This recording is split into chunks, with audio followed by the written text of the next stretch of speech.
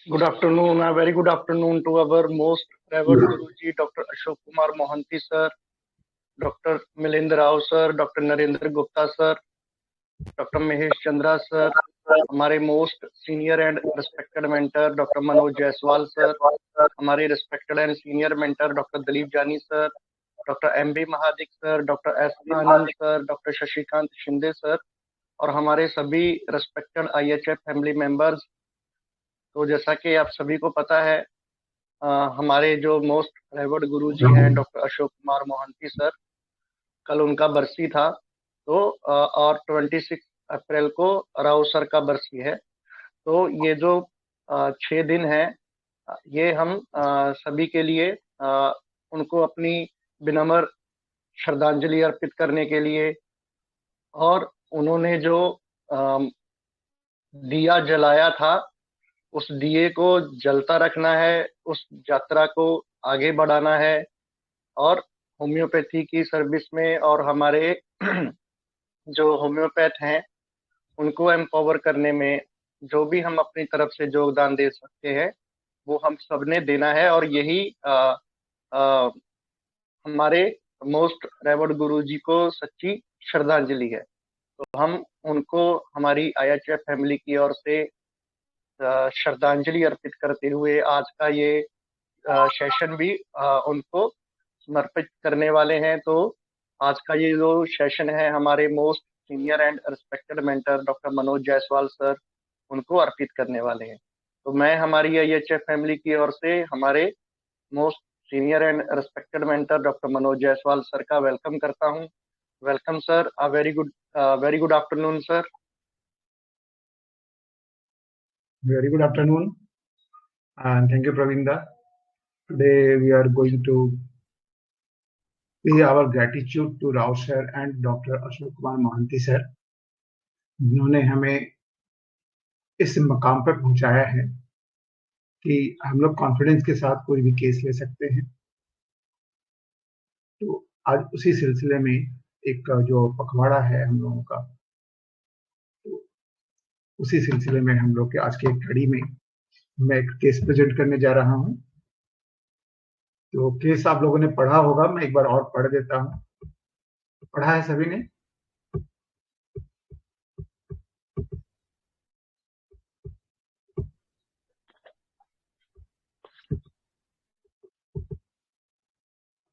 और सबका फीडबैक भी बहुत अच्छा है। कर देता हूँ सर। कर देता हूँ, मैं रीड कर देता हूँ एक बार। थोड़ा सा हो सकता है बीच में कुछ बताना पड़े तो बता भी दूंगा जो इसमें नहीं हो। ओके सर जी। ठीक है, तो यह केस जो है एक्चुअली 29 ईयर्स ओल्ड लेडी का था। ये 2013 में आया था मेरे पास, काफी पुराना केस है। तो ये पेशेंट जो है ये एक फैमिली है जो मेरी कांस्टेंट मैंने फैमिली फिजिशियन ही हूँ मैं उनका, उन्हीं के रिलेशन में है जो आउट ऑफ मैंने किसी अदर स्टेट में रहती है। तो ये जो आई मेरे पास, तो इसको प्रॉब्लम हो रही थी जैसे ये वहां से बाहर से आई थी और इसको समस्या हो गई कि इसको पेन हो रहा था। तो उन्होंने मुझे बुलाया कि भाई देखो ऐसी सी बात है और काफी दर्द हो रहा है। ठीक है, गया तो उन्होंने दिखाया अपने पीठ के पीछे जो है ना, इस तरह से दिखाया कि हाँ हमको बहुत ज्यादा दर्द हो रहा है। तो दर्द जो है बहुत ज्यादा है। तो she was very restless out of the pen.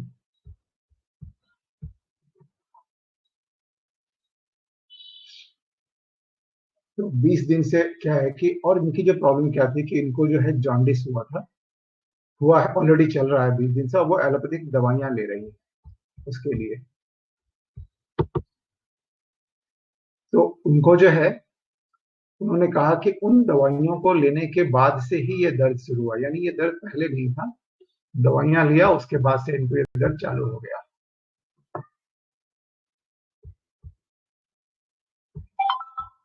और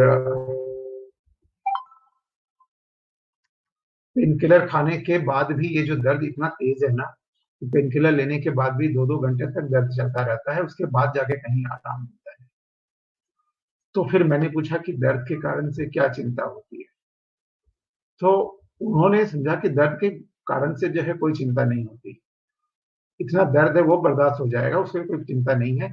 चिंता इस बात की है कि यदि मुझे कुछ हो गया, यदि ये ठीक नहीं हुआ और मुझे कुछ हो गया, तो मेरे जो 2 बच्चे हैं उनका क्या होगा, ये उसकी मेन कंसर्न थी। तो प्रॉब्लम क्या है कि हस्बैंड जो है वो उन्हें कैसे रखेंगे। तो मैंने पूछा कि ठीक है, थोड़ा सा दर्द हुआ है, लेकिन इतनी बड़ी चिंता क्यों हो रही है आपको कि सीधे आप यहां तक पहुंच गई। तब उन्होंने बताया कि अल्ट्रासाउंड करवाया था, डॉक्टर ने बताया बाएं साइड के किडनी में पानी भर गया है, मुझे बार बार पेशाब जाना पड़ता है, 1 महीने से टीबी का ट्रीटमेंट भी चल रहा है। तो एक और तो किडनी की प्रॉब्लम हो गई, दूसरी ओर टीबी की भी प्रॉब्लम हो गई।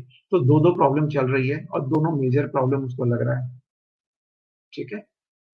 तो अब क्या है कि इतनी सब प्रॉब्लम है, पता नहीं क्या होगा। अब इसे टेंशन हो रहा है, एंजाइटी हो रही है कि I don't know what will happen, क्या हो सकता है, कुछ तो हो सकता है, कुछ गड़बड़ हो जाए, मैं बचूं नहीं।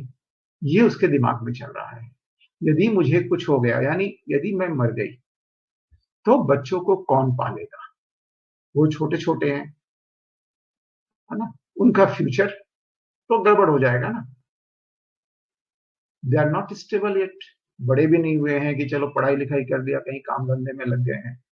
तो ऐसे बोलते बोलते उसकी आंखों में पानी आ गया। तो मैंने उसे कंसोल करने की कोशिश की कि ऐसा क्यों सोचते हैं, है ना, ऐसा कुछ भी नहीं होने वाला, इतनी सी छोटी सी तो प्रॉब्लम है। तो उसे, नहीं डॉक्टर साहब, मैंने देखा है, बिन माँ के बच्चे को बहुत तकलीफ उठाते हुए देखा है। तो हुआ क्या था कि ये जहाँ रहती थी, पास में ही एक परिवार था जिसकी माँ, बच्चों की माँ गुजर गई, तो उसने दूसरी शादी कर ली। तो दूसरी शादी करने के बाद जो है, जो सौतेली माँ थी, वो उसे ना ठीक से खाना देती थी, इवन पढ़ाया तक नहीं ठीक से। अपने बच्चों को इंग्लिश मीडियम के अच्छे स्कूल में डाला था और उसको एक गवर्नमेंट स्कूल में डाल दिया था, ऐसे ही हिंदी मीडियम के। और अक्सर उससे स्कूल भी जाने का था काम, कम पढ़ाती भी नहीं थी और काम करवाती रहती थी। उसके बच्चे तो खेलते थे, इनके बच्चों को खेलने को भी नहीं मिलता था। तो वो उसको बहुत तकलीफ होती थी, और कई बार तो ये क्या करती थी ना, आउट ऑफ ट्रैक जाके कभी कभी छुपके भी बच्चे को कुछ अपने ओर से खाना पीना दे देती थी, कभी कुछ और तरीके से मदद कर देती थी, चुपचाप करती रहती थी। तो इसने वो दौर देखा है, उन छोटे बच्चों का दौर देखा है जो बहुत तकलीफ में थे अपनी माँ के चले जाने के बाद। तो मैंने बोला कि ठीक है, मैं दवाई देता हूँ और आप एक अल्ट्रासाउंड करवा लीजिए। तो मैंने उसे दवाई दी। दवा देने के बाद उन्होंने अल्ट्रासाउंड भी करवा के रिपोर्ट लेके आई, 6 तारीख को लेकर आई। तो बता रहे थे कि मुझे अभी काफी ठीक लग रहा है, अच्छा फील हो रहा है, लेकिन उतना ज्यादा रिलीफ अभी भी नहीं है, यानी दर्द बना हुआ है। तो अल्ट्रासाउंड में जो है वो लेफ्ट डिस्टल यूट्राइक थिकनिंग आया था, राइट ओवेरियन सिस्ट आया था, एंड हाइड्रोयूटेरा था लेफ्ट साइड में। तो ये 5 तारीख को किया था उन्होंने। तो मैंने 200 पोटेंसी दिया, पहले 30 दिया था, फिर 200 दिया। उसके बाद 8 तारीख की रिपोर्ट थी, काफी आराम हो गया। और 11 तारीख की रिपोर्ट थी, कोई भी तकलीफ नहीं थी, नो पेन एट ऑल। उसके बाद वो वहां चले गए, वहां उनका टीबी का ट्रीटमेंट वगैरह चलता रहा। और वहां उन्होंने अल्ट्रासाउंड करवाया तो पता चला उनका हाइड्रोयूटर भी काफी ठीक है, और जो पत्थर जो था वो निकल गया था उसका, वो नहीं था। ओवेरियन सिस्ट था, लेकिन उन्होंने ट्रीटमेंट फिर फर्दर उसके लिए कंटिन्यू नहीं किया और उन्होंने गायनेकोलॉजिस्ट को दिखाया था। सो दिस वाज द केस। तो अब आप लोग थोड़ा सा इनपुट दीजिए, कैसे क्या हो सकता है।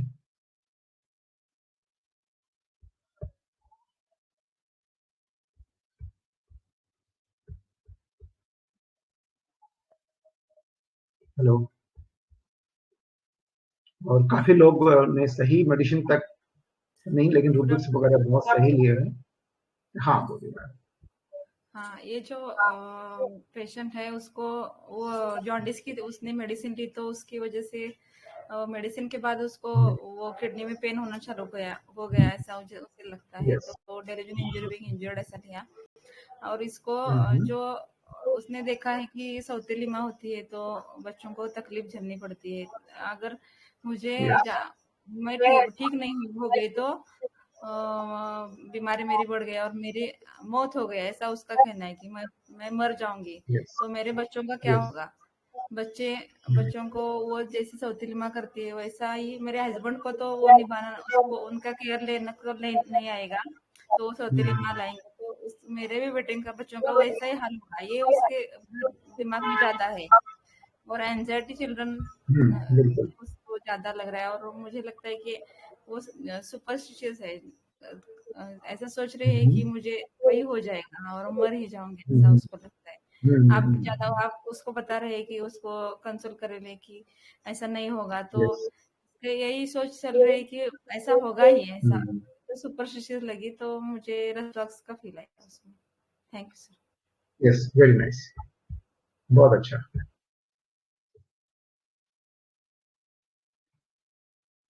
बहुत अच्छा बताया आपने मैम। और किसी को भी इसमें फील वाइज रेस्ट्रिक्स एकदम आना चाहिए, तो वेरी नाइस। और कोई बताइए, और क्या हो सकता है?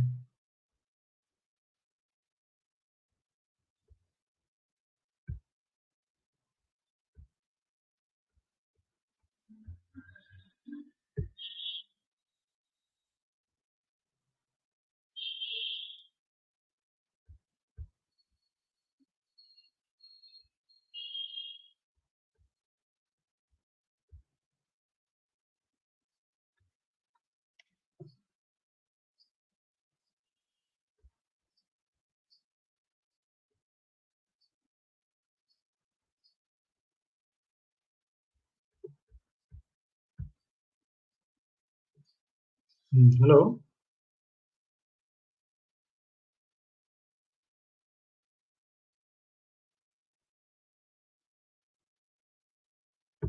जी और बताइए प्लीज। Hello sir. जी हेलो। बापू सर बोलिए। पेशेंट को इतनी तकलीफ है लेकिन वो ये खुद का सोचने के बगैर वो यस। अपने बच्चे का सोच रही है। यस। ऐसा कोई तो सेल्फलेस बंदा ही कर सकता है। वे सेल्फलेस ले हम और यस। Anxiety children.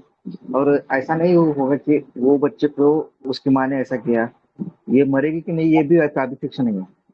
तो वो उसका विचार किधर तक चला है, मरेगी मेरे बच्चे को तकलीफ होगा, ये सब सुपरस्टिशियस है। ऐसा सुपरस्टिशियस एंजाइटी चिल्ड्रन और सेल्फलेसनेस में मेरा भी रास्ता से आ रहा है। Very nice.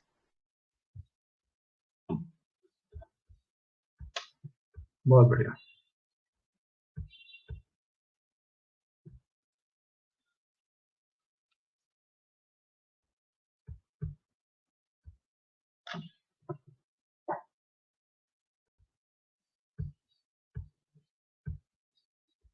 और बताइए, और क्या हो सकता है?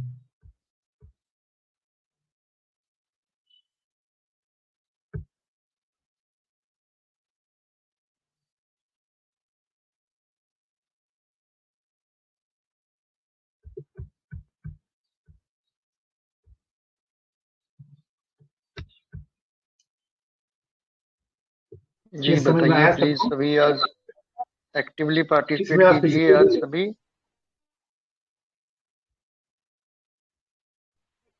Hello sir, good afternoon. Good afternoon, कैसे हैं? ठीक है सर। ऐसे तो केस पढ़ने पे ऐसा रस्टॉक्स का फील आया कि बहुत ज्यादा सुपरस्टिशियस है, लेकिन मैं थोड़ा यस। तो अलग सोच रहा हूँ कि जैसे कि इसको सर मेन है कि यदि मेरा मर जाऊंगी तो मेरे बच्चों का क्या होगा, ज्यादातर यही यस, है इस। यही फील है बस। और एक चीज इसको और भी बोली मैंने ये चीज देखा है कि जिन बच्चों को माँ नहीं होती उसको कितना तकलीफ झेलना पड़ता यस, है ना। तो वहां से वो ये इम्प्रेशन ले लिया। यस, बहुत बढ़िया जा रहे हैं आप। Yes yes. और जो बोली कि ये चीज वो कोई इंजेक्शन या कुछ की है उसके बाद से ही उसको मतलब ये प्रॉब्लम क्रिएट हुआ है। तो एक ऑब्जेक्टिव रीजनेबल भी बोली। Anxiety children about fear death of fear disease impending और इम्प्रोशनेबल। ये लिए तो मेरा सर सिपिया रहा। सीपिया, बहुत बढ़िया, नाइस। क्योंकि इतनी ज्यादा बच्चों के लिए सोचने वाली रूमेटिक स्ट्रेस, सीपिया, ये दोनों होती हैं, बहुत ज्यादा बच्चों के लिए केयर करती जी सर। है। सर रूब्रिक नहीं लिए, खाली फील पर गए तो इतना एक माँ ही अपने बच्चे के लिए सोच सकते हैं। इसके लिए वो हाँ, लैब लिमिट कौन से तो, हाँ, लैब इसमें लिमिट की मैंने कौन सी तो रहेगी। एक सिम्टम लिया था, तभी मैं समझ पाया था इस मेडिसिन पर। यदि फिजिकल सिम्टम्स नहीं लेता तो मैं भी शायद यही सब मेडिसिन में रहता।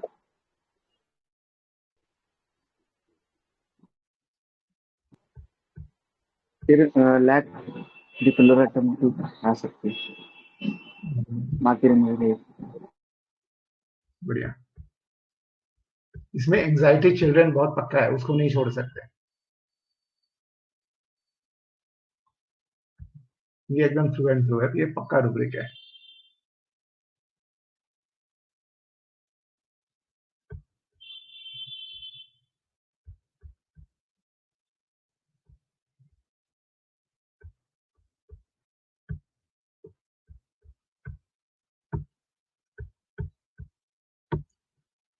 हाँ, और जी सभी मतलब सिंपल सिंपल सोचिए तो हो सकता है कि आप बहुत क्लोज पहुंच जाएं या क्रैक भी कर लें रेमेडी को। थोड़ा सिंपल सिंपल सोचिए।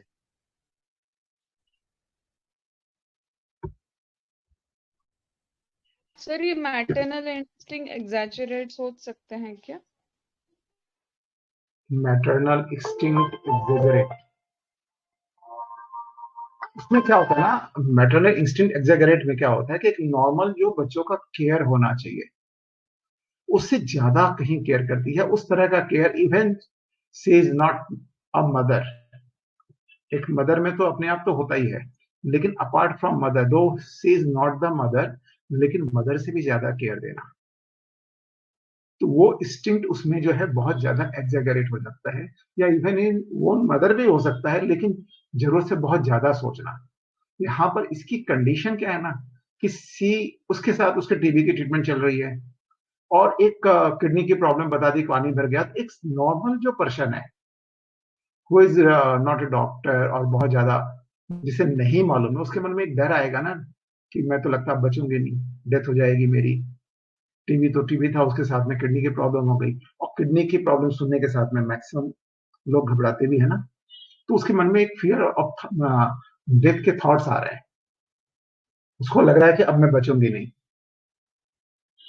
तो यदि मैं नहीं रही तो उसको उसका भी डर नहीं है, उसको तकलीफ से भी डर नहीं है। उसको एक ही चीज की चिंता है कि बच्चों की फ्यूचर क्या होगी, बच्चे कहाँ जाएंगे, बच्चों को कौन पालेगा।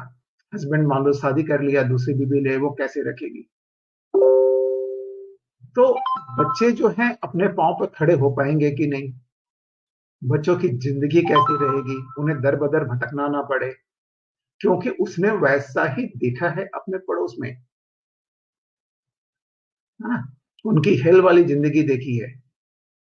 उससे काम कराते थे, घर का काम कराते थे, सारे बर्तन माज से लेकर कपड़ा साफ करने सब कुछ करवाते थे। पढ़ाई लिखाई भी वैसे ही बस डाल दिया, पढ़ाने का कोई इरादा नहीं था। बच्चों को प्यार मिलने का तो सवाल ही नहीं पैदा होता है। ठीक है, तो ये सारी चीजें उसके दिमाग में बैठी हुई हैं, तो यहां से ये रेमेडी आएगी। जी सर। इसमें डायरेक्ट रूब्रिक बहुत कम है, फिजिकल उसके रेट्रो रूब्रिक के द्वारा हम ज्यादा मेडिसिन पे पहुंच सकें, इसको थोड़ा सोचना है।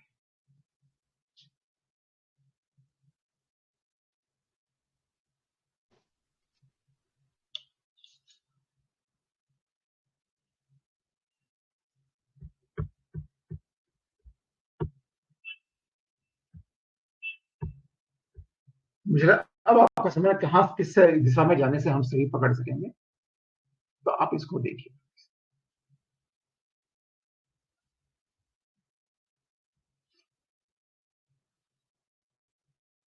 नमस्ते अनु मैम, बहुत दिनों बाद देखा आपको।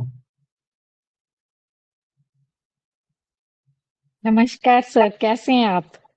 बढ़िया बढ़िया। सर मैं आपका लेक्चर तो सुनती रहती हूँ, लाइव कभी कभी आने का मौका मिलता है, संडे को बिजी बिजी रहता है ना।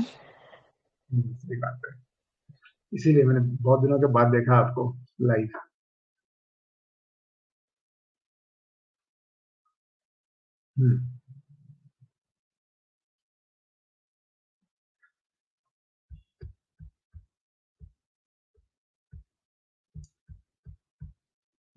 और कोई बोलेंगे या मैं डिस्क्लोज करूं?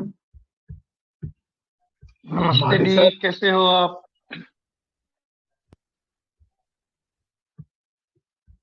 सर महादेव fear सर है। अनु दी, हाँ हाँ, fear बोलिए death बोलिए। second हाँ, second फियर वो डेथ। सोच सकते हैं हाँ, फियर डेथ है, बिल्कुल सही है।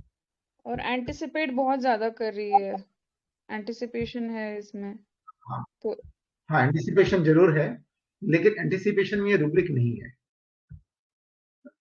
ये रेमेडी नहीं है उसमें, इसलिए हम नहीं ले सकते, लेकिन एंटिसिपेशन पक्का है।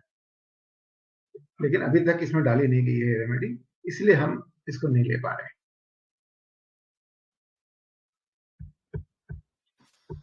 नमस्ते सर।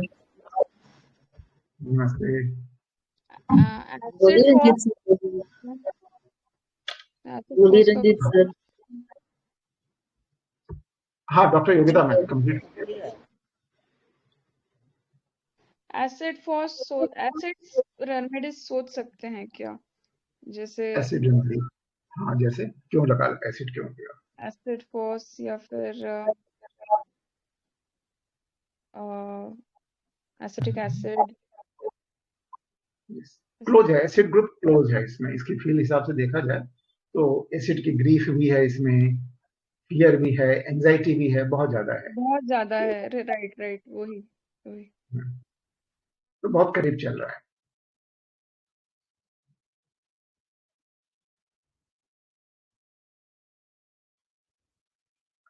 ठीक है, डॉक्टर गायत्री आप बोल रही थी। हाँ सर,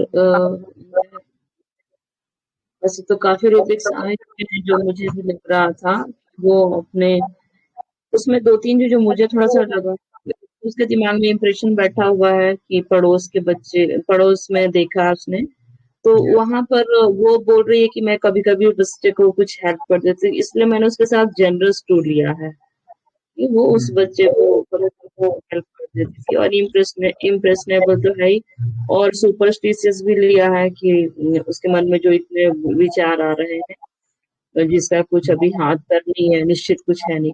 और मैंने किडनी का एक लिया है, किडनी हाइड्रोनेफ्रोसिस, और बहुत बढ़िया। हाँ, ये मैंने बस एक अलग से लिया है लोगों से थोड़ा सा हटके। और फियर डिजीज ऑफ इम्पेंडिंग तो और लोगों भी बोला है, डिल्यूजन इंजुरी बिंग इंजर्ड भी बोला है, और एंजाइटी चिल्ड्रन अबाउट हिज भी सबने बोला है, और एंजाइटी एंटिसिपेशन फ्रॉम, इतना मतलब दो तीन रूब्रिक मैंने थोड़ा अलग से लिया। तो बट इसमें मुझे फर्स्ट तो वैसे आर्स कार्सिनेशन बट कार्सिनोसिन और आर्सेनिक के बाद फॉस्फोरस आ रहा और सल्फर आ रहा, तो मुझे सर इसमें सल्फर ज्यादा लग रहा है, सेकंड में फॉस्फोरस लग रहा है अकॉर्डिंगली यहाँ पर जैसे आ रहा रूब्रिक के हिसाब से। Thank you sir. और कोई बताएंगे? हेलो सर, मैं एक बार बोलूं, एंजाइटी चाइल्ड चिल्ड्रन तो फिक्स है सर, आप बोलिए। और ये कैसा है, इसका ब्रीडिंग किस ग्रुप पर चला है? हाँ, इमेजनरी सब चला शुरू है उसका, ये हो जाएगा वो हो जाएगा, फिर उधर ब्रीडिंग इमेजनरी टेबल से हो लिया, और वो आगे क्या क्या दिखता है होने वाला है वो सब अभी देख रही है, वो फॉरवर्डिंग और अच्छी चीजें नहीं देख रही है, बुरी चीजें देख रही है, वो फॉरवर्डिंग और डिल्यूजन विजन, ऐसा चार ब्रिक लिया तो ना जाता है। लेकिन फील वाइज ना जा तो नहीं रख सकते, रूब्रिक से अभी पे आपने अलग सोचा तो मजा लगेगा। फील वाइज गए तो हम कैसे रहते हैं, ट्रैप्ड में रहता है वो, स्टारविंग में, ऐसा कोई रहेगा तो अपन नागा की तरफ जा सकते हैं। कॉन्शियस विथ पैरालिसिस, उसे सब समझता है लेकिन कर से नहीं पूछ सकता। जैसे इंडियन कोबरा, उसे सब समझता है किधर जाने का, लेकिन वो सपेरे के हाथ से छूट नहीं सकता। ऐसा रहता है नागा का। बिल्कुल। Thank you. ठीक है। और कोई बताएंगे?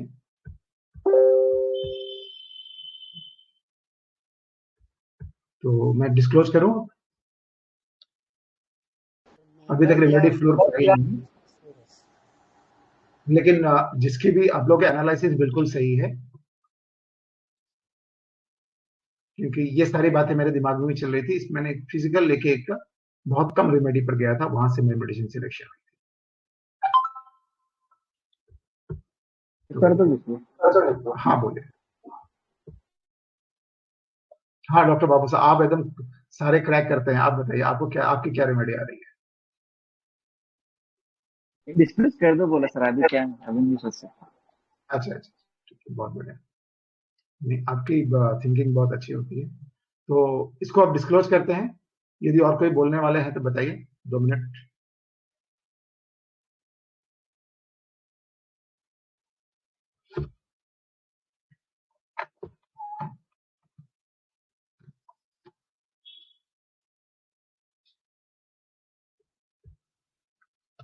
प्रवीण दा, डिस्क्लोज करो आप।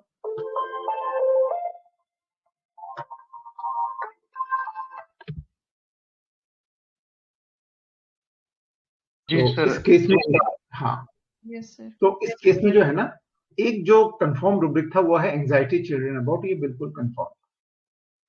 और एक जो दूसरे रूब्रिक बहुत जो मुझे कंफर्म लगी थी वो है इम्प्रेशनेबल। ठीक है, ये 2 रूब्रिक मैं बोला कि इस दोनों के अलावा जो है, इस दोनों को नहीं छोड़ सकती, कि बिल्कुल कंफर्म रूब्रिक है। लेकिन और भी बहुत सारी चीजें चल रही थी, क्योंकि इसने जो जिस तरह से बच्चे का केयर किया, तो बेसिकली ये जेनरस नहीं है। जेनरसिटी में क्या होता है कि you will do out of, मैंने आप किसी के तकलीफ को देख के सिंपैथेटिक होके काम कर रहे हैं, जब ये सिंपैथेटिक होगा। दिस इज नॉट जेनरस में आप किसी को भी देखा, हाँ चलो दे दिया, इतना देना है, दो दे दो। लेकिन उसके बच्चों की तकलीफ उसे जो है ना, उसको अंदर से बहुत घायल कर देती है, और इसलिए वो सिंपैथेटिक हो जाती है। उनके जैसे जानवरों जैसा बर्ताव किया जा रहा है ना उन बच्चों के साथ। खेलने तक को नहीं दिया जाता, खाने को ठीक से नहीं मिलता है। तो इस तरह की सिचुएशन चल रही है, क्योंकि उसकी अपनी माँ नहीं है। सौतेली माँ बहुत परेशान करती है। तो दूसरी जो है, जो हमारी आई थी, यह है सिंपैथेटिक। तो anxiety children about, impressionable and sympathetic. यदि हम इन तीनों को लेते हैं तो हमारे पास जो चॉइस था, 6 रेमेडीज रह गई थी। Sepia, carcinosin, phosphorus, calcarea, vanilla and symphyta. ठीक है, तो अब जो है क्या ऐसा लें जिससे हमारी, तो मैंने उसको देखा कि उसको किडनी के पेन लेफ्ट साइड में है, साइड। तो उस समय मैं फिजिकल भी करता था, 2013 का केस है, तो फिजिकल मेरे दिमाग में ज्यादा चल रहा है कि ठीक है, पहले किडनी पेन लेफ्ट तो ले लो, ये तो है इसको। और हाइड्रोनेफ्रोसिस मेरे दिमाग में नहीं आई थी उस समय।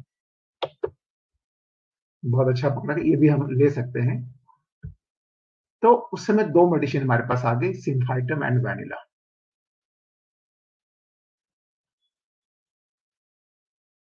तो क्या होगी अब आप बताइए?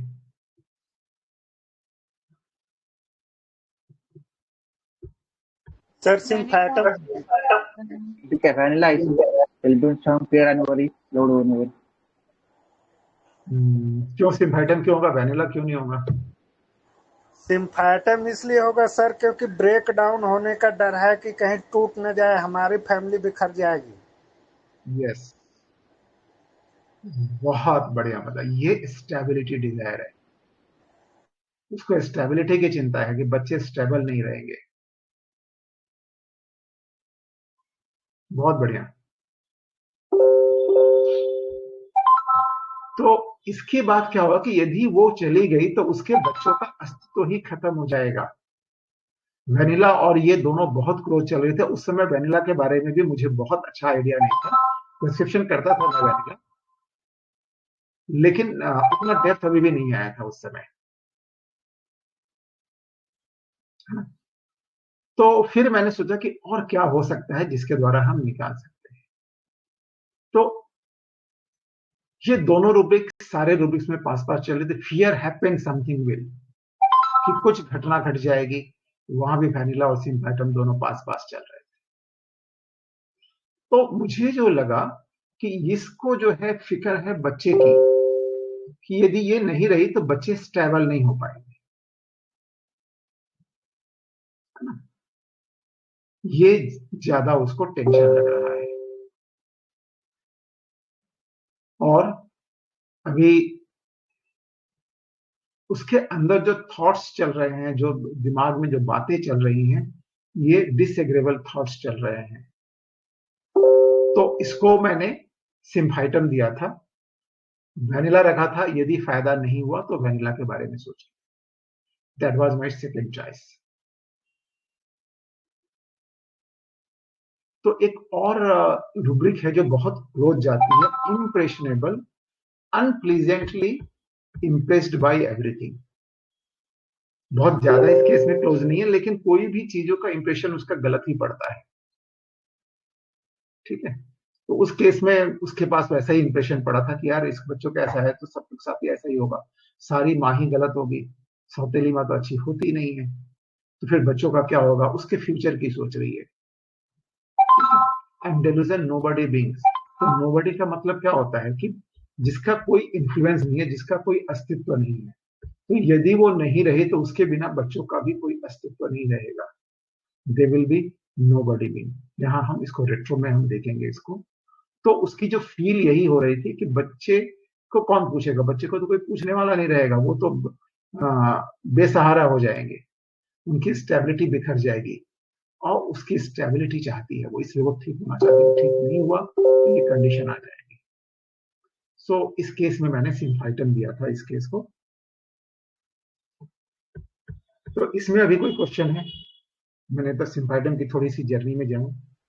सर मैं भी इम्प्रेशनेबल, जो उसमें दो मेडिसिन है, कोनियम और सिम्फाइटम, इस वजह से मैं छोड़ दिया सर कि छोटा रूब्रिक लूंगा तो कहीं गड़बड़ हो जाएगा, लेकिन मन में सिम्फाइटम चल रहा था कि हो सकता है कि याद है। हाँ, क्योंकि सर सिम्फाइटम का बोन पे, एक्चुअली इसका ज्यादा रोल वो बोन पर है, स्टेबिलिटी है, अपना इंडिपेंडेंट, मतलब वो दूसरे पे ज्यादा भरोसा नहीं करता, अपने आप पे करता है। और ये फैमिली को लेकर पूरे परिवार को एक साथ रखना चाहता है, सोचता है कि ब्रेक डाउन ना होता है, तो इसलिए ज्यादातर वो सर। जी सर, बहुत सही समझा आपने। तो ये जो है सिम्फाइटम का एक्सपेक्ट करना, हम लोग इसको इंजरी में यूज करते हैं, और माइंड से इसका यूज बहुत कम होता है। लेकिन मुझे लगता है कि आज के बाद से माइंड में बहुत लोग यूज भी करेंगे और शेयर भी करेंगे। तो ये धीरे धीरे ये रेमेडी भी अच्छी डेवलप होगी, क्योंकि इसमें बहुत सारे सिम्टम्स जो हैं जहां होने चाहिए नहीं है। इसकी जो फील इस केस से आई, जो कई लोगों ने बोला, तो इन सब जगह पे इसकी ये सिम्टम्स आ रहे हैं तो होने चाहिए थे। तो ये धीरे धीरे और इसकी प्रूविंग बहुत कम हुई है। कंप्लीट डायनामिक में तो सिम्टम्स इसके ना के बराबर है। Just a minute.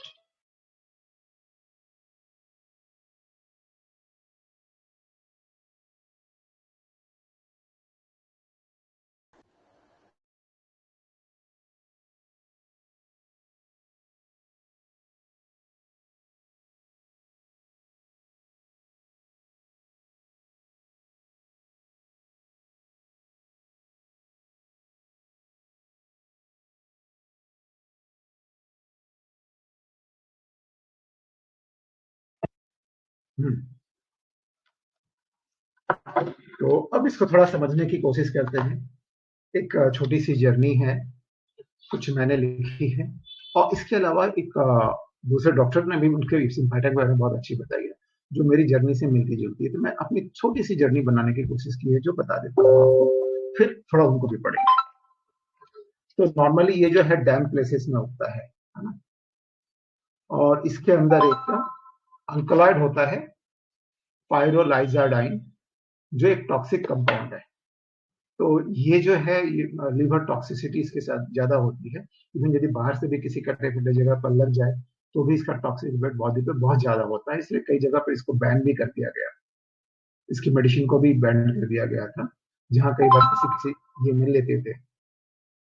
तो ये जो पर्सन होता है ना, वेरी अफेक्शनेट इन नेचर होता है, माइल्ड होता है, सिंपैथेटिक इन नेचर होता है, बहुत इमोशनल भी होता है। Basically they are very emotional, है ना।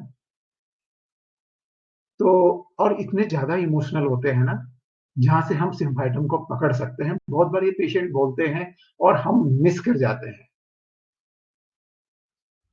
है ना? हम इसे बहुत मिस करते हैं। एक रुब्रिक है, answering unable to answer, hurt emotionally well. Doctor साहब जब ऐसा कुछ होता है ना, तो उस समय तो बोल ही नहीं पाती ना, उस समय नहीं बोल पाती, बाद में दिमाग में आता है कि मुझे ये बोलना था, वो बोलना था, जब भी कोई हर्ट करता है तो ये बहुत बार ये रुब्रिक हमारे सामने आता है और निकल जाता है सिम्फाइटम का। तो ये जो बंदे होते हैं, ये बहुत ज्यादा केयर करते हैं सबके लिए, फ्यूचर के लिए, फैमिली यूनाइट रहे, है ना। इसलिए देखिए ना, इसको जो हड्डियां टूट जाती हैं उसमें हम लोग इसे यूज करते हैं। तो क्या करता है ये, स्टेबिलिटी प्रदान करता है, स्टेबिलिटी देता है, जोड़ के रखने का काम करता है सबको। ये इसका मेन कंसर्न है ना।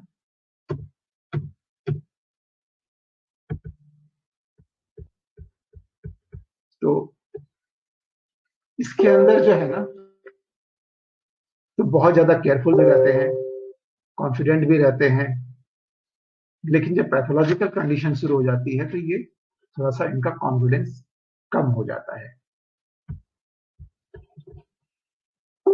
ठीक है।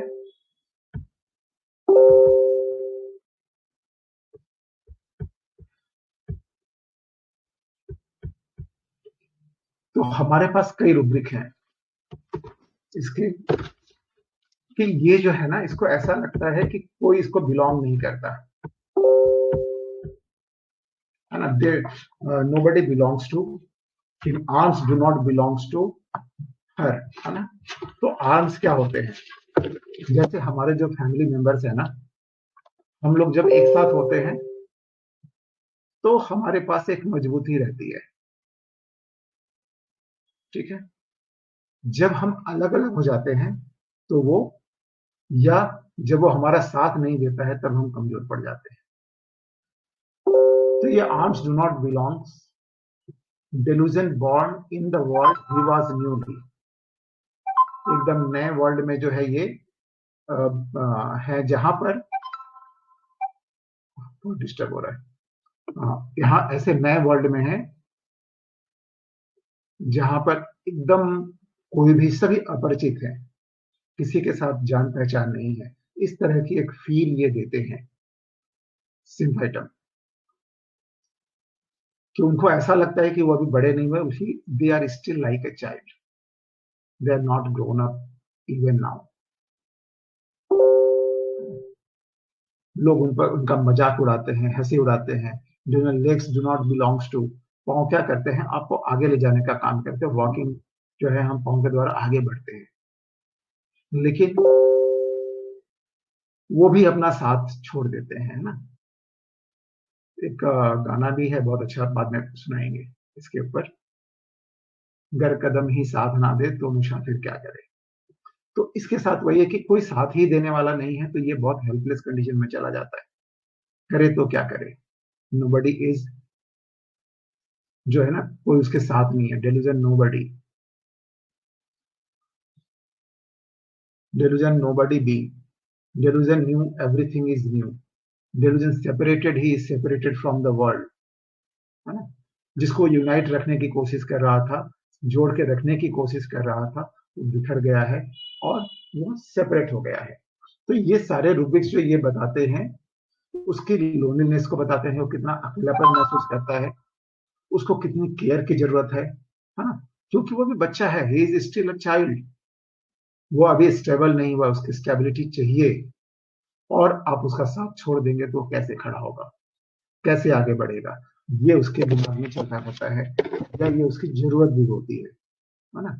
उसके फैमिली मेंबर्स भी उसके साथ नहीं है, तो अब ये अकेलापन जब होगा तो इसके साथ बहुत सारे फियर्स भी आते हैं, बहुत सारे डर आएंगे। तो अकेले वाले को क्या होगा, वो रात में ठीक से सो भी नहीं पाएगा कि यदि सोया तो कुछ ना कुछ घटना घट जाएगी, है ना, उसकी डेथ हो सकती है। तो इस तरह के fear death of sleep, die if he goes to sleep, fear he will.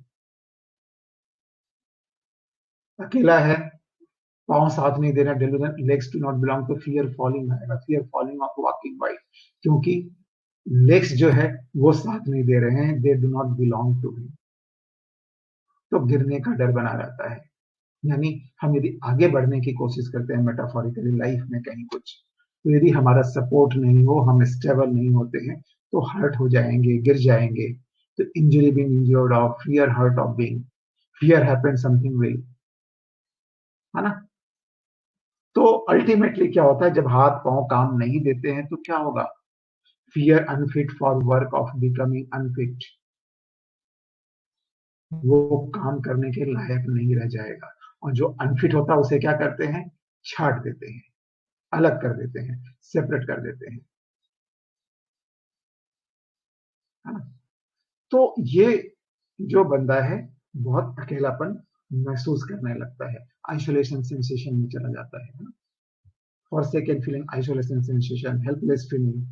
तो ये सब चीजें जो उसे लीड करती हैं एक इंडिफरेंस स्टेज की ओर लीड करती हैं, सुसाइडल डिस्पोजिशन की ओर भी लीड करती है, सैडनेस सुसाइडल डिस्पोजिशन भी, irritability family to her, irritability husband towards, indifference business affairs to, indifference to important things, जो बहुत जरूरी है उसके प्रति भी ये इंडिफरेंट हो जाता है, और इनिशिएशन लैक में चला जाता है, अब उसके अंदर उत्साह की कमी हो जाती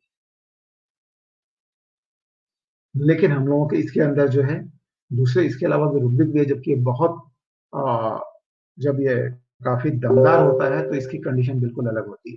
is very form in nature, pertinacity इसके अंदर रहती है, जिद्दीपन रहता है कि नहीं करना है तो करना है ना। ऑप्टिमिस्टिक भी है, पॉजिटिव भी है, बहुत ज्यादा कि नहीं हमें ये करना है, then I have to do. जबकि यही बंदा कभी इरिजोल्यूशन में भी चला जाता है, एक सामान्य सा चीज भी चूज नहीं कर पाता, इतना ज्यादा छोटा हो सकता है कि खुद अपने डिसीजन नहीं ले सकता। तो दोनों तरह की कंडीशन इसमें देखने को हमें मिलती है। लेकिन इसके बाद भी ये अपने कई बार कंडीशन ऐसी होती है, गुस्सा आता है लेकिन गुस्से पर काबू रखता है, क्योंकि यदि गुस्से पे काबू नहीं रखा तो फैमिली बिखर जाएगी। सबको यूनाइट रखने के लिए वो अपने इमोशंस पर काबू करना चाहता है, अपने इमोशन को बाहर नहीं आने देना चाहता, इसलिए तुरंत रिपेंट करता है। यदि किसी को कुछ बोल दिया, कुछ गलत हो गया, तो तुरंत रिपेंट भी करता है। एंगर ऑल्सो रिपेंटेंस की quick, remorse quickly repents, reproaching oneself, अपने को ही दोषी ठहराता है। लेकिन घर को, फैमिली को, है ना, सारे मेंबर्स को काफी एफर्ट के बाद भी जब वह यूनाइट रखने में फेल कर जाता है, ब्रेक हो जाता है उसकी, है ना, स्ट्रक्चर ब्रेक हो गया, तो वो डिटैच्ड हो जाता है, रेजिग्नेशन में चला जाता है। तो यह एक बहुत छोटी सी जर्नी है जिसको जो हम लोग आराम से हम पकड़ सकते हैं।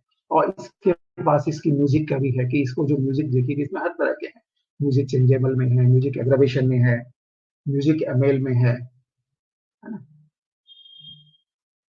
तो देखा जाए तो ऑब्जेक्टिव, हाँ ये जितनी भी चीजें थी बात सही भी थी। ऑब्जेक्टिव रीजनेबल एक हमारे पास एक और रूब्रिक है जो हमें वेनिला से अलग करता है, सिम्फाइटम को। जस्टिफाइड थी, ऐसा हो ही सकता है ना, कितनी भी हो जो है सौतेली माँ सौते हर जगह, ठीक है, ये this is not a rule, लेकिन चांसेस तो ज्यादा रहते हैं ना।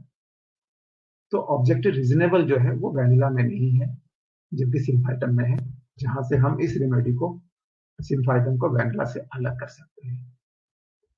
ठीक है, अब इस रेमेडी को मैं थोड़ा सा, एक डॉक्टर डेविड कैम्शन है, उन्होंने इसके बारे में बहुत अच्छा लिखा है, तो मैं उनकी जो राइटिंग्स पढ़ता हूं तो इससे हमें इसके बारे में और थोड़ा अच्छा आइडिया मिलेगा। मैं कोशिश कर रहा हूं यदि हम इसे, इसकी स्क्रीन शेयर कर सकें प्रवीण दा, मैं आपको डालूं क्योंकि आप शेयर कर जी सकते सर। हैं यहाँ पे। जी सर। जी जी। मैं आपको भेज रहा हूँ पर्सन। हाँ,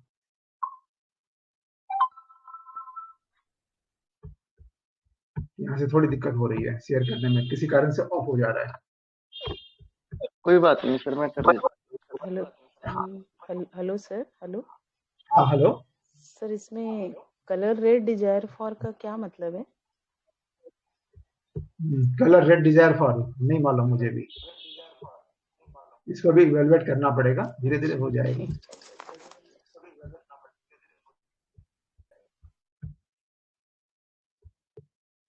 यदि किसी को मालूम हो तो शेयर करें तब तक।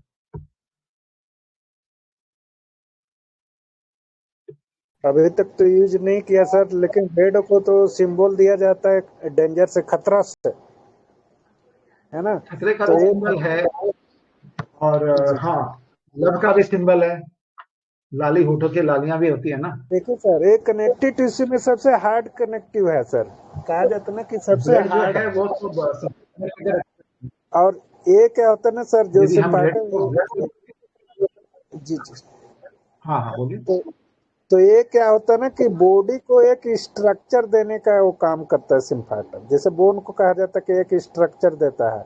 विदाउट बोन, यदि बोन पूरा बॉडी में से निकाल दिया जाए तो पर्सन को कोई स्ट्रक्चर ही नहीं रहेगा। तो सेम ऐसे ऐसे ये फैमिली को मतलब एक स्ट्रक्चर देता है कि सब मिलके रहोगे तो हमारी एक पहचान रहेगी, ये रहेगा।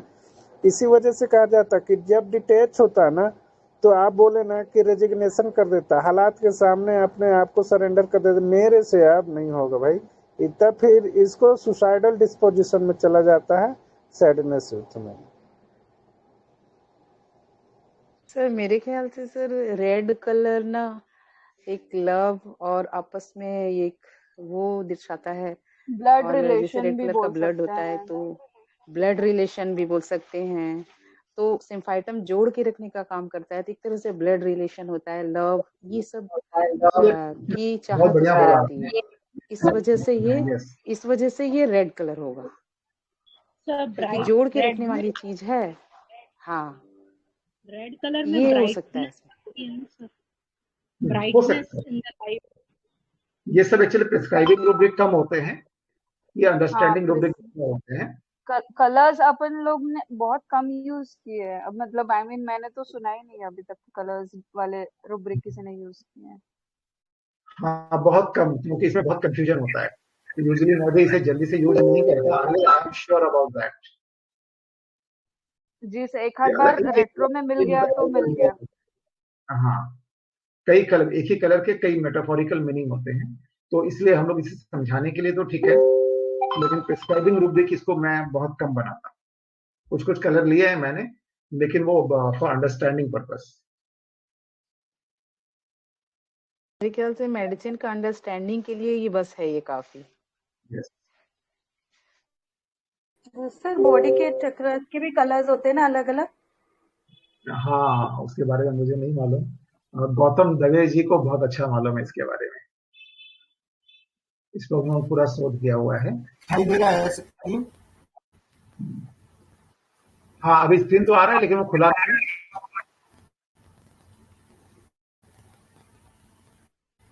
In color therapy, red used to increase the reach, यानी हीट एनर्जी बढ़ाने के लिए रेड यूज किया जाता है।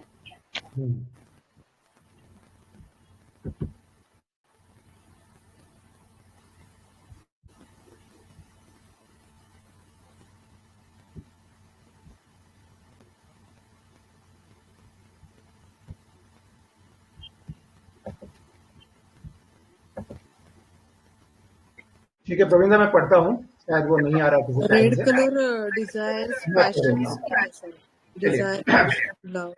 हाँ, तो अब इसको डॉक्टर कैम्शन ने जो लिखा है मैं पढ़ता हूँ, आप लोग तो थोड़ा साइलेंट हो जाएंगे एक बार।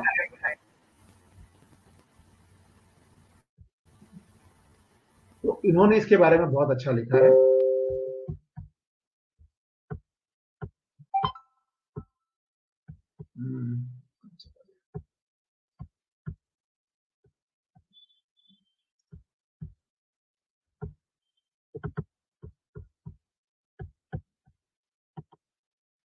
कि सिम्फाइटम ऑफिसिनालिस जो है is another remedy which is extremely well known amongst our medicine.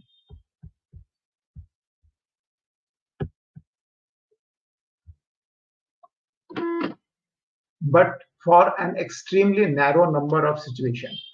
As another trauma remedy, one might expect that its utility would extend more deeply and more broadly, just as I have discovered the other injury remedies can.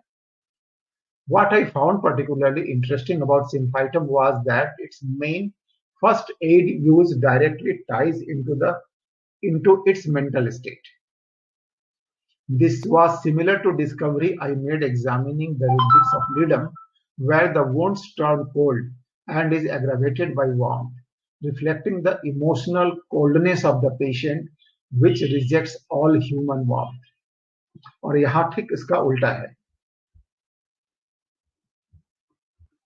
What struck me about studying the rubrics of Symphytum was how many symptoms there are in the repertory that had nothing to do with broken or fractured bones. So this remedy is very clearly underutilized, not just in the mental and emotional sphere. तो बहुत सारे rubrics हैं जो fracture के हैं ही नहीं, but they are there in the Symphytum. So definitely it has certain use of that rubric. तो हम लोग केवल फ्रैक्चर तक समझते हैं, फ्रैक्चर हुआ तो यूटिलाइज करते हैं, या फिर थोड़ा सा कैंसर वगैरह हो गया यदि बोन्स में तो यूटिलाइज करते हैं. तो we are limited, we are just using it very limitedly, है ना. तो कॉमन यूज जो है सिम्फाइटम का, fracture of bones anywhere in the body but most prominent in the extremities, the skull, the orbit of the eyes. Cancer especially located in the nose, eyes, jaw, or any bone. Cancer that metastasizes into the bones. Injuries of all kinds, but especially to the supportive structures of the body. तो हर तरह के injuries में काम करता है, लेकिन उस structure जो बॉडी को सपोर्ट करता है, यानी बोन जो है वो सपोर्टिव है, सिस्टम का काम करता है, सपोर्ट करता है, तो उस पर इसका ज्यादा अच्छा असर होता है. And slow healing of the bones and leukaemia, ये ऐसे स्फेयर हैं जहां पर हम इसका यूज बहुत ज्यादा करते हैं. Some uncommon usages of the symphytum जो हम लोग बहुत रेयर यूज करते हैं लेकिन यूज होता है, उसमें है element from exposure to snow. बर्फ में एक्सपोज होने के बाद से यदि प्रॉब्लम होती है, लाइक एकोनाइट, वहां सिम्फाइटम यूज होता है.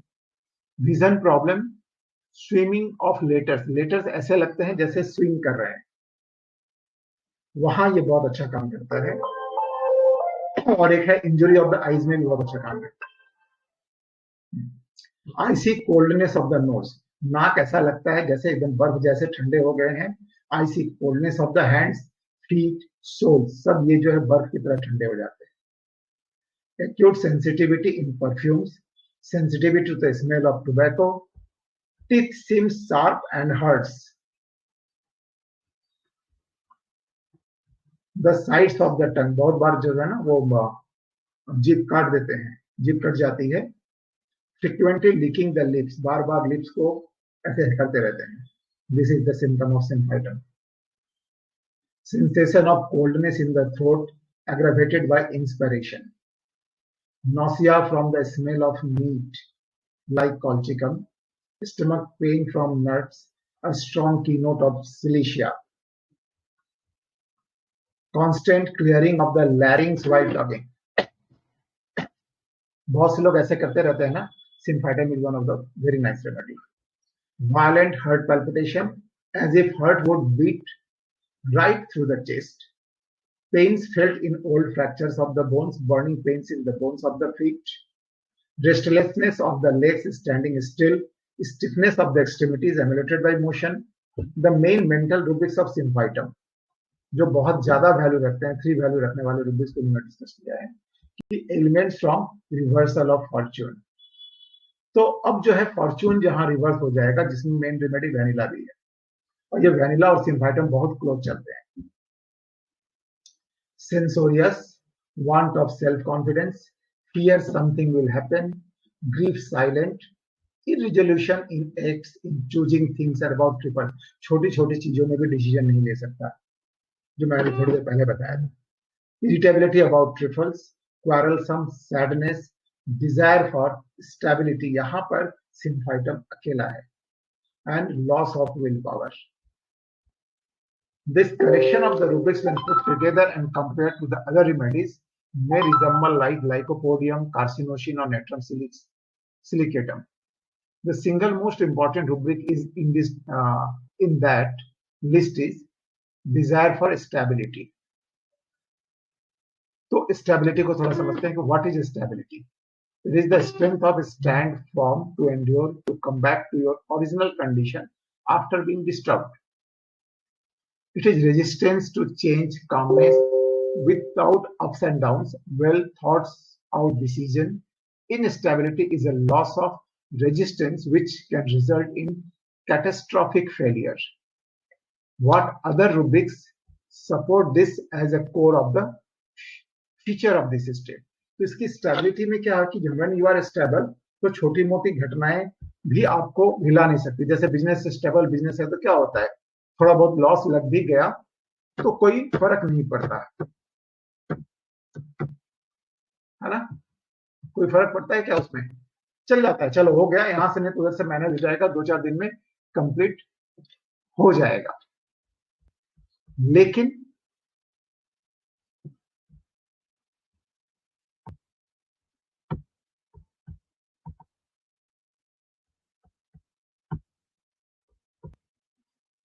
यदि बहुत बड़े लेवल पर कुछ हो जाएगा, एकदम जिसे तहस नहस हो जाए, तो फिर हम संभाल नहीं पाएंगे, फिर सब कुछ तहस नहस हो जाएगा. राइट. तो यही उन्होंने बताया कि कैटास्ट्रॉफिक कंडीशन आ जाने से फिर ये गड़बड़ हो जाता है. तो इसके सपोर्ट में कुछ रुब्रिक्स है. Obstinate in the execution of plans, tidy, aversion to quarreling, desire for peace. क्योंकि यदि झगड़ा करेंगे तो फिर बॉन्डिंग खत्म हो सकती है, कनेक्टिविटी खत्म हो सकती है, यूनिटी खत्म हो सकती है. वार्मथ अम्यूरेस. नाउ वार्मथ अम्यूरेस का फिजिकल सिम्टम है, इसको हम लोग मेंटल में कैसे यूज कर सकते हैं कि यहाँ पर warmth of the family unit और बेसिक स्टेबिलिटी, आपस में बॉन्डिंग होनी चाहिए, आपस के रिश्तों में गर्माहट होनी चाहिए, ये चाहता है. ठीक लिडम के अपोजिट, लिडम में क्या होता है कि लिडम वो कोल्ड हो जाता है, लोगों की गर्माहट को रिफ्यूज कर देता है. पर्टेनिसिटी, fear something will happen, full of cares about the future, excitement, anticipating events. देखिए यहाँ दिया हुआ हमारे रुब्रिक्स में नहीं था, लेकिन ये इवेंट्स को एंटिसिपेट करता है, एक्साइटमेंट भी आता है उसको लेके, और उसके कारण से वो इस तरह की बातें बोल रही. Fear of becoming unfit for the work. यहाँ पर एक और रेमेडी है सियोनोफेस. Fear of falling while walking. तो स्टेबिलिटी में चलते समय गिरने का मतलब क्या है कि you are not stable enough. इसलिए आप बिजनेस कर रहे हैं, कोई में थोड़ी सी भी ठोकर लग गई तो आप गिर सकते हो.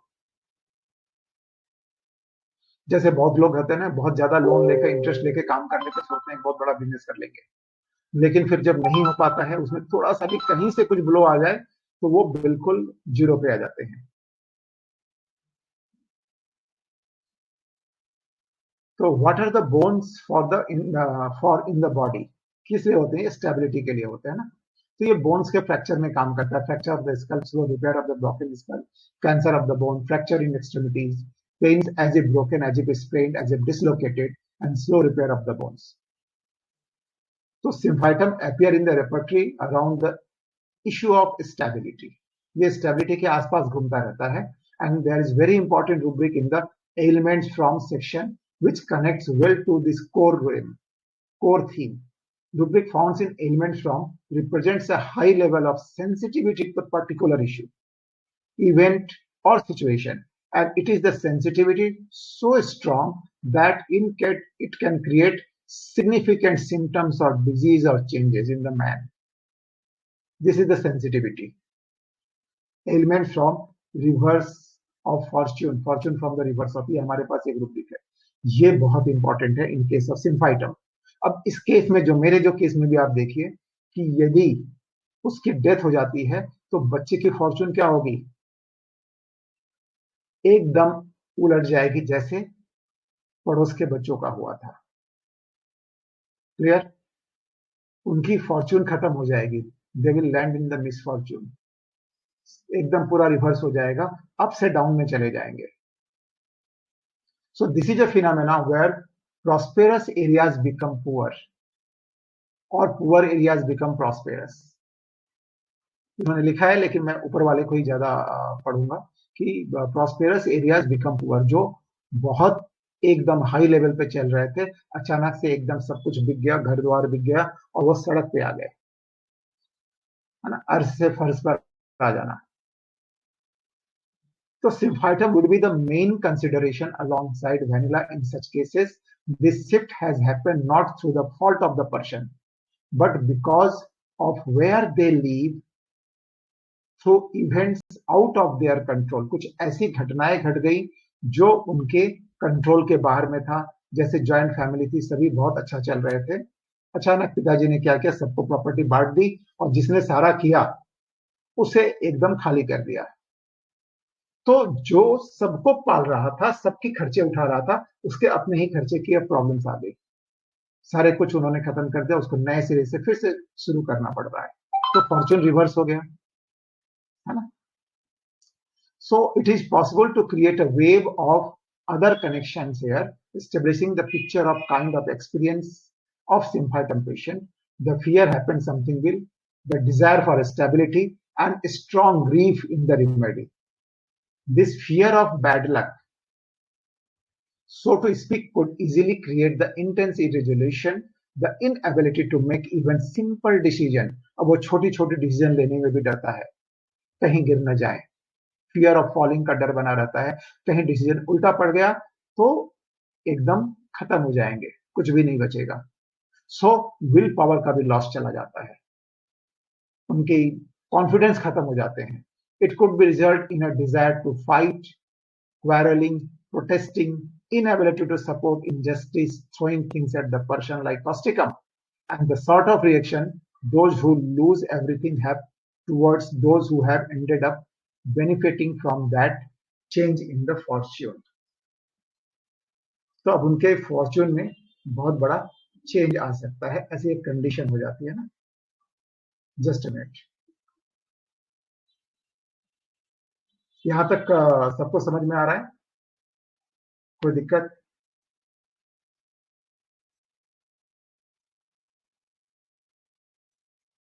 नहीं सर।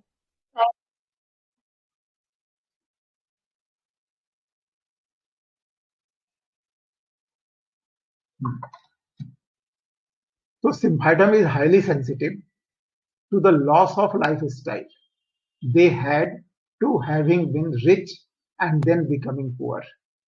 तो अचानक बहुत अच्छे चल रहे थे, सब कुछ बहुत अच्छा चल रहा था और अचानक एकदम जो है जिसे डूम बोलते थे, एकदम सारी चीजें खत्म हो गई, रुइंड हो गया, सब कुछ तहस नहस हो गया।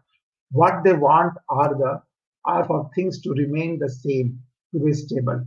जहां है एकदम स्टेबल बना रहे, ये उनकी डिजायर होती है, आगे उड़े ना उड़े लेकिन जहां तक है वो टिका रहे, so that they can resist the pressure of the present and the future, to resist the bad luck inherent in the, to be stable means you can resist calamity.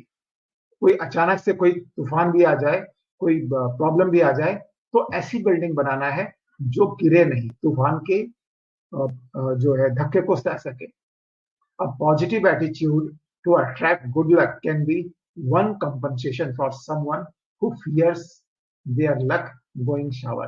तो इसके लिए क्या होना पड़ेगा? We have to be very positive और आशावादी होना पड़ेगा। तो कंडीशन खराब भी हो जाए तो हम टिके रह सकते हैं, लेकिन आशा यदि खत्म हो गई, पॉजिटिवनेस खत्म हो गई, तो सब कुछ खत्म हो गया। तो positiveness, optimistic, cheerful and acceleration and blissful. The second reaction of such feeling, अब इसके बाद क्या होगा, are stubbornness. अब stubborn हो जाता है, obstinate में, करना है तो करना है, ठीक है, जो होगा देखा जाएगा, हटेंगे नहीं, गिरेंगे नहीं, लड़ेंगे, fight wants to. obstinate in execution of plans, firmness, maintaining order, sticking to your guns no matter what happened, pertinacity, do what you think is the best for what others think. मैं जो सोचता हूँ वो ज्यादा बेहतर है दूसरे जो सोचते हैं उससे. Indifference to opinion of others, indifference to all reprimands. कोई कुछ भी बोलता रहे, कोई कुछ भी समझाता रहे, डांटता रहे, कोई फर्क नहीं पड़ता. These are all strategies for maintaining their stability. This can result in extremely pugnacious individual who may see that their way of life, their good fortune is being threatened by others. वहां पर दुश्मन बने हुए हैं, दूसरे ओर से खतरे का उसको आभास होता है, तो ये क्या क्वारलसम हो जाता है, प्रोटेस्टिंग में चला जाता है. Element from domination, element from rudeness of others, desire to fight, answering abruptly, disposed to conflict, cannot support injustice, throwing things at person, delusion neglected, delusion mocked, laughed, or is criticized. होगा ना, ये तो सुनता ही नहीं है किसी की.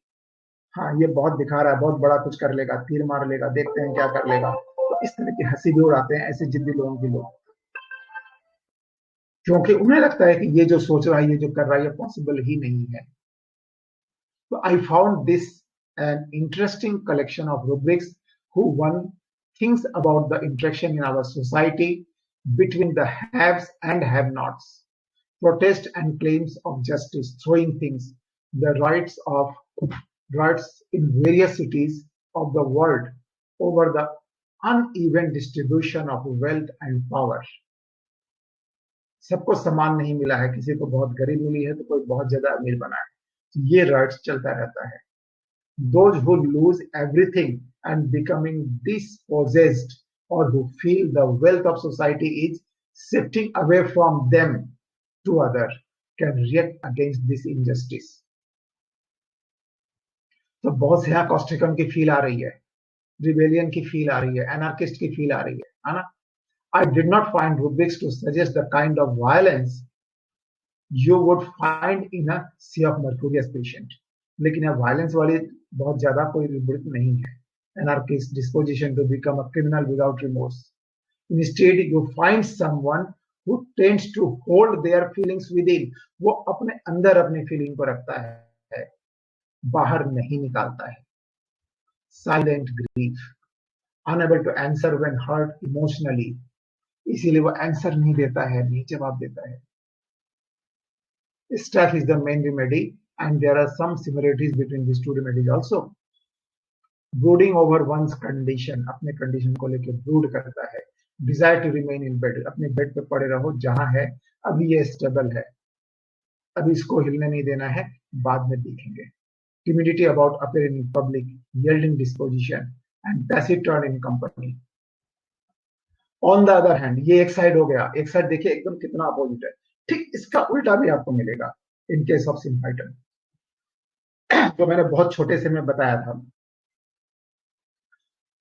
तो on the other hand, the reaction of the fear to the fear of something happening which will reverse their fortune and cause a loss of all they hold dear. Irresolution in acts, in choosing things and about trifles. Helplessness feeling, delusion he is a child, acts like a child, confusion of mind about the daily affairs. All this starts happening. Just a minute. Hello.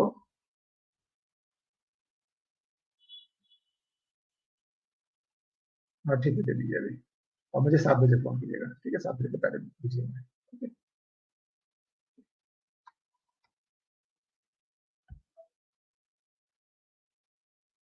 Delusion he is child and acts like a child, बच्चे की तरह रहता है. And confusion of mind about daily affairs.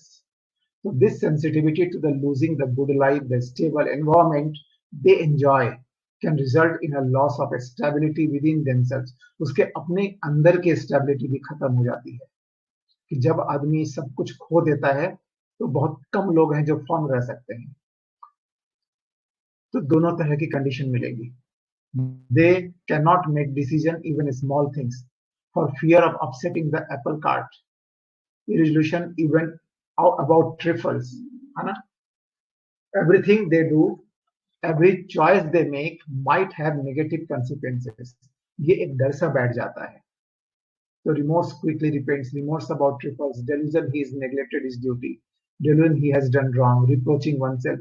ये सारे rubrics इस case में आएंगे. And finally, this may result in the complete inability to do anything to all. अब कुछ नहीं कर सकते, है ना?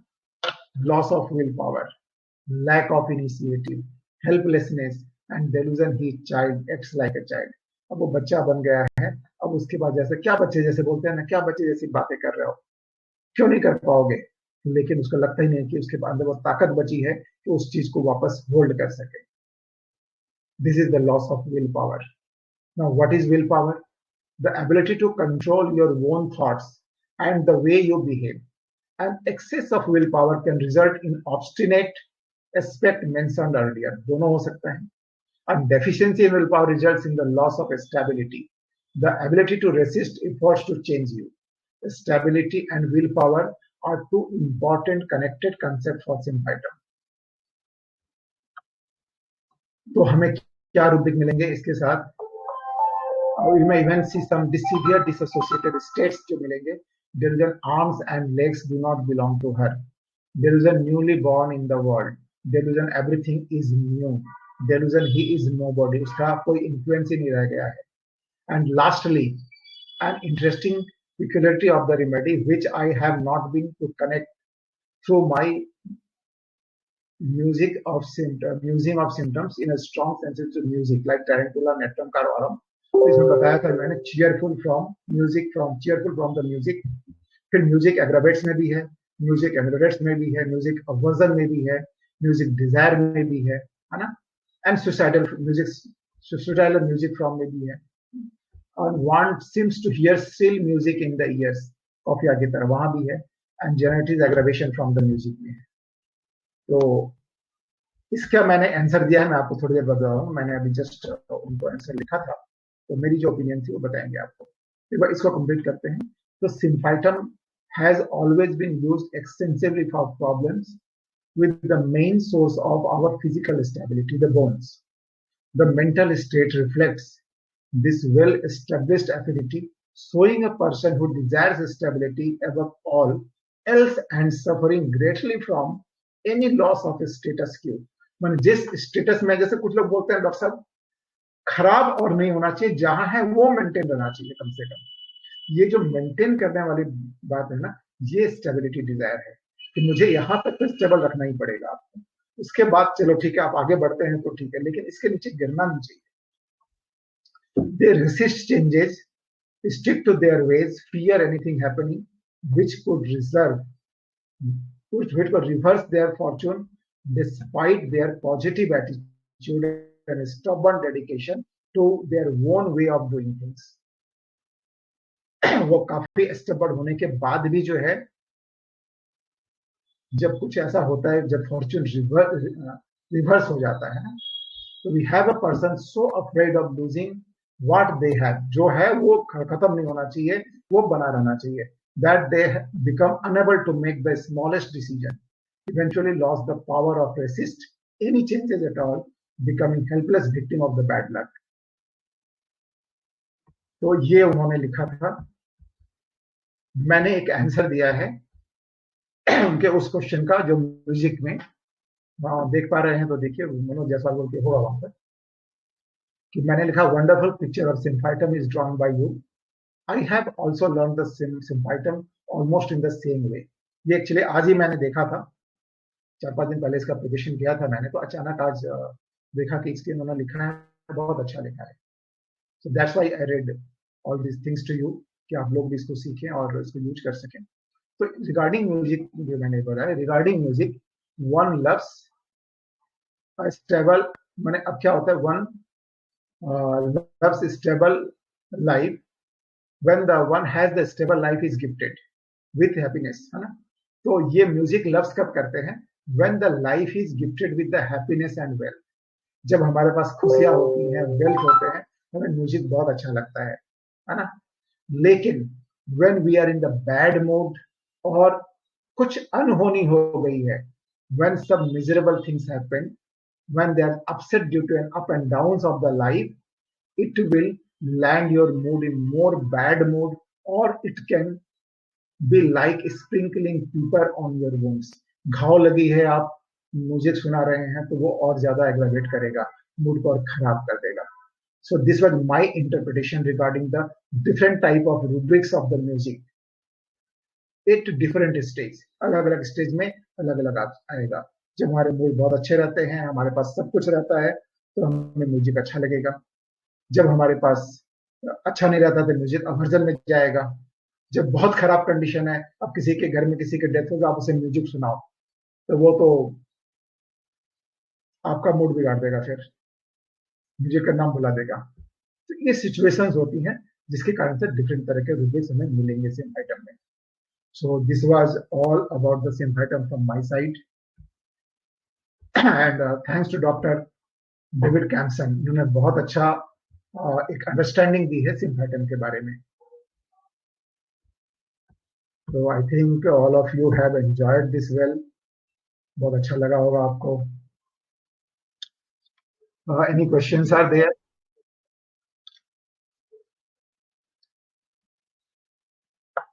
Praveen da, over to you. Dilip दा, आप कुछ बोलेंगे इसके बारे में?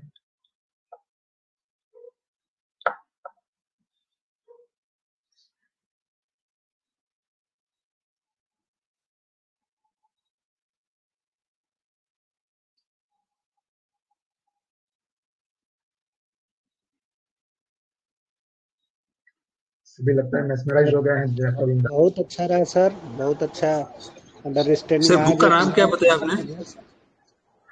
मैं बुक का नाम आपको क्या बताया? मैं लिंक शेयर कर दूंगा आपको, ग्रुप में लिंक शेयर. ओके. अच्छा, आपको पड़ेगा, बहुत अच्छा है.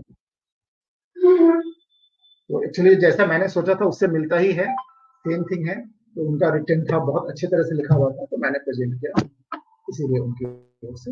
And it was very nice. आप लोग सभी पढ़िए उसको. इसे सिम्फाइटम के आप जो कोर को पकड़ सकेंगे.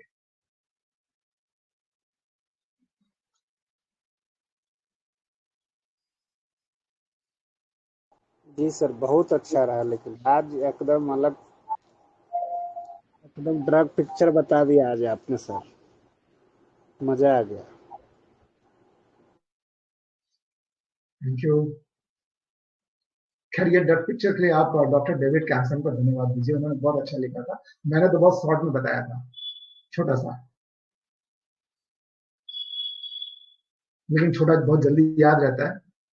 तो मैं क्या करता हूँ आजकल, कंसाइज करता हूँ. थोड़े से में कैसे मेडिसिन निकालनी है. बहुत ज्यादा बड़ा होने से कंफ्यूजन ज्यादा बड़ा हो जाता है. लेकिन जर्नी हमें हर मेडिसिन की याद रहे तो हमें किसी भी केस को किसी भी एंगल से पकड़ सकते हैं.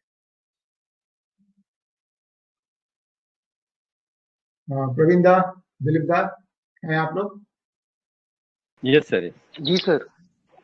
हाँ, तो अब आप लोग कुछ बताइए, इसके बारे में कुछ बोलेंगे अपनी ओर से, ऐड कीजिए.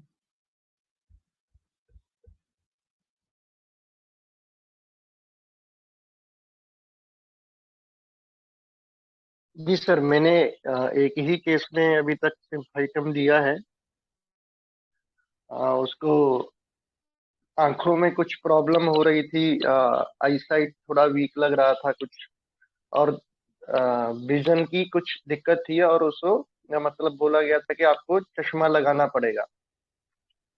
तो वो बड़ा स्ट्रेस में था कि चश्मा मैं कैसे लगा के रखूंगा, मैंने तो कभी लगाया ही नहीं है, तो वो हर वक्त लगा के रखना पड़ेगा.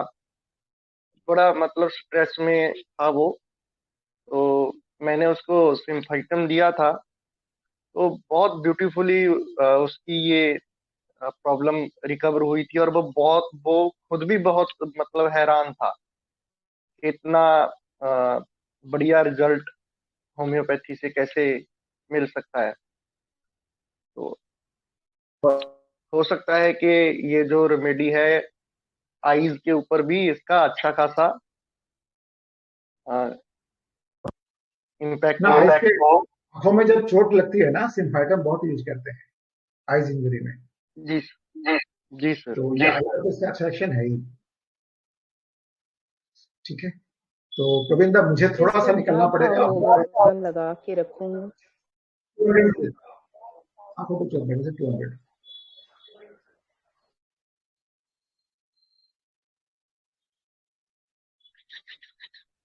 जी सर। तो मैं थोड़ा सा ले लूंगा, थोड़ा सा काम आ गया है, तो आप थोड़ा कंटिन्यू ओके करिए। सर। जी जी sir. Thank you everyone for nice cooperation and participation. Thanks a lot to everyone, and thanks to Dr. Rao sir, Dr. Thank you Mohanty sir, जिनके कारण से हम लोग इतना अच्छा सीख सके हैं। और हमारा प्रयास है कि हम इस मुहिम को और आगे बढ़ाएं, और यही उनके लिए सच्ची श्रद्धांजलि होगी। सो थैंक यू एवरीवन, नमस्कार जी। Deep gratitude to our most senior and respected mentor Dr. Manoj Jaiswal sir. Wonderful session sir. बहुत कम यूज होती है ये रेमेडी, इतना फ्रिक्वेंटली यूज नहीं होती है, स्पेशली माइंड में तो और भी कम यूज होती है। तो केस के थ्रू और जो आपने इसका हेलो जर्नी बताया है, ऑलमोस्ट हर तरह का इंफॉर्मेशन आपने शेयर किया है। तो हमारी IHF फैमिली आपकी बहुत बहुत आभारी है आज के इस वंडरफुल सेशन के लिए। और हमारे मोस्ट रेवर्ड गुरुजी डॉक्टर अशोक कुमार मोहंती सर को अपनी श्रद्धांजलि अर्पित करनी। जी बोलिए, कौन बोल रहे थे?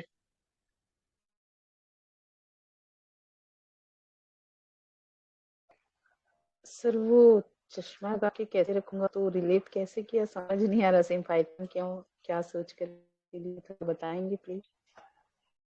एक्चुअली मैम वो पूरा केस आपको लियाकत सर के यूट्यूब चैनल पर मिल जाएगा, आप सर्च कीजिएगा, उनके ग्रुप में मैंने शेयर किया था। तो अभी पूरा केस याद नहीं है, लेकिन वहां पर शेयर किया था। फियर अनफिट ऑफ करके शायद ये रूब्रिक लेके मैंने दिया।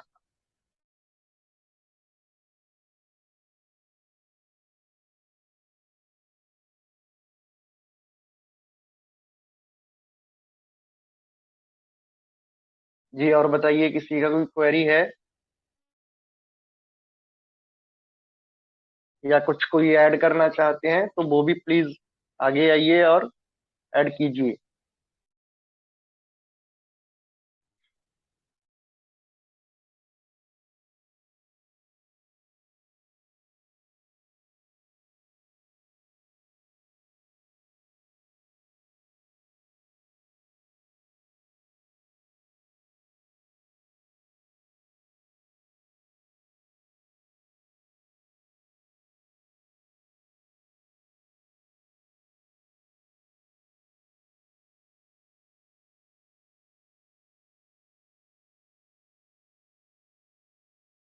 जी तो ठीक है, हम वाइंड अप करते हैं आज के सेशन को।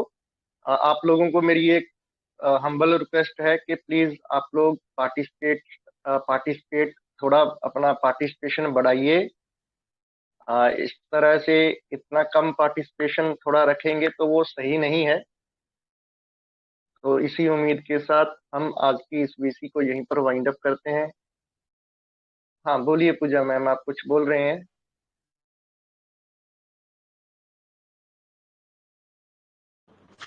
नहीं सर, गलती से लग गया। No problem. Thank you Praveen thank you sir thank you. So much. जी जी thank you sir, thank you so much. हाँ थैंक यू।